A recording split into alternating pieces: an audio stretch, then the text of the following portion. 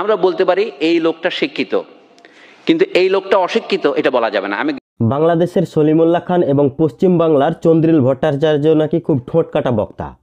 প্রিয় বা অপ্রিয় কথা যাই হোক হোক তাই নাকি অকপটে বলে দেন এবং তা বেশিরভাগই বিতর্কিত হয়ে ওঠে। তো এখন সলিমুল্লাহ খানের একটি ছোট্ট ক্লিপ আমরা দেখব, পরে হবে বাকি কথা। আমরা বলতে পারি এই লোকটা শিক্ষিত, কিন্তু এই লোকটা অশিক্ষিত এটা বলা যাবে না। আমি গ্রামসির একটা উদ্ধৃতি দিচ্ছি, গ্রামসির প্রথম থিওরি বলে, some man are intellectuals by profession but there are no non intellectuals.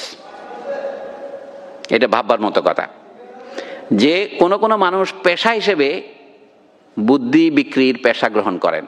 তিনি লেকচার বিক্রি করেন, আমরা যেমন করি, আর অন্যান্য ডাক্তারিরাও তাদের বুদ্ধি বিক্রি করেন, প্রেসক্রিপশন লেখেন, এগুলিকে বুদ্ধিজীবী বলবো। এমনকি যারা রাজনৈতিক দলের নেতৃত্ব দেন, ইন্ডিয়ান সিভিল সার্ভিসের মতো যারা ইন্ডিয়ান পলিটিক্যাল সার্ভিসে চাকরি করেন, যেমন গান্ধী, তারাও বুদ্ধিজীবী।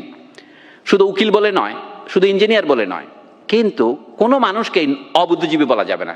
তার মানে কি সব মানুষই বুদ্ধিজীবী? মিনিমাম বুদ্ধি না থাকলে একটা ডিম ভাজা করে আপনি খাইতে পারবেন না। গ্রামসের বক্তব্য হলো সকল মানুষই শিক্ষিত। আপনি লালন ফকিরকে অশিক্ষিত বলার অভ্যাস আপনার ছাড়তে হবে। মানে আমরা অক্ষর জ্ঞানকে শিক্ষাকে যদি না ভাবি তাহলে তো এটা বলতে পারবো না। কিন্তু এখন প্রশ্ন হচ্ছে পেশা হিসেবে যারা বুদ্ধিকে গ্রহণ করেছেন তাদের কথাতেই আমরা সীমিত করি। এবং যে কারণেই কোনো কাজ করতে হলে, কৃষকেরও যে বুদ্ধি না হলে হাল চাষ করতে পারে না, সেই জন্য কৃষক বুদ্ধিজীবী ও বুদ্ধিজীবী। এবং কৃষক সমাজের মধ্যে যারা তাদের নেতৃত্ব দেন তারাই কৃষক সমাজের বুদ্ধিজীবী। সলিমুল্লাহ খানের এই বক্তব্যের সঙ্গে অনেকেরই বিতর্ক থাকতে পারে, সহমতিও থাকা স্বাভাবিক।